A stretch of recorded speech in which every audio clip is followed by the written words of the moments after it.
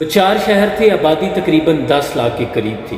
صبح معمول کے مطابق جب لوگ اپنی نیند سے بیدار ہوئے تو انہوں نے ایک عجیب سی گڑگڑاہٹ کی آواز سنی اور ساتھ ہی زمین ہلنے لگی۔ لوگوں نے یوں سمجھا جیسے زلزلہ آ گیا۔ اس آواز سے اور زمین کے ہلنے کی گھبراہٹ کی وجہ سے لوگ اپنے مکانات کو چھوڑ کر گھروں سے باہر نکل آئے تھے، کیونکہ اگر زلزلہ آیا، مکان گرے تو وہ اپنی جان بچا سکیں۔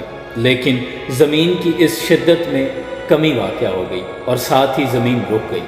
لوگ اپنے گھروں سے باہر نکل آئے تھے اور اپنے مکانات کو دیکھ رہے تھے۔ اچانک زلزلے کی شدت میں دوبارہ تیزی آ گئی۔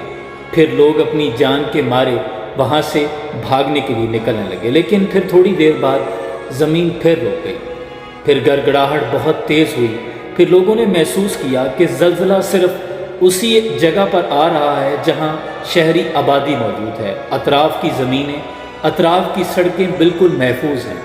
لوگ بڑے حیران تھے، لیکن زلزلے اور اس خوفناک آواز سے گھبراہٹ کا شکار تھے۔ پھر اس کے ساتھ زلزلے کی شدت اتنی تیز ہوئی کہ تمام مکانات گرنے شروع ہو گئے۔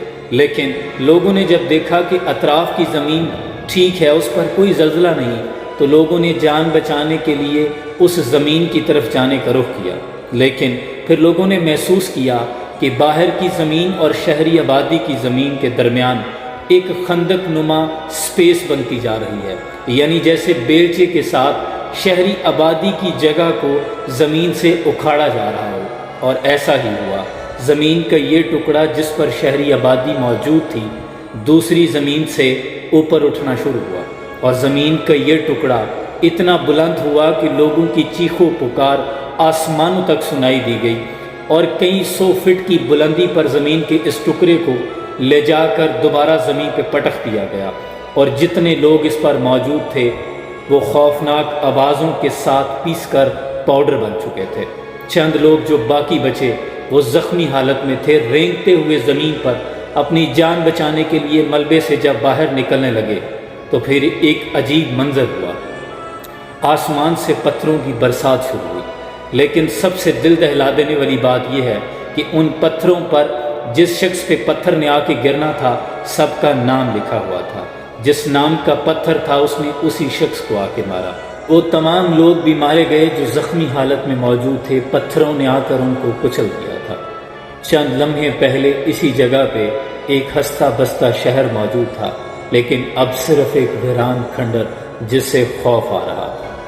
یہ کون لوگ تھے اور ان کا گناہ کیا تھا؟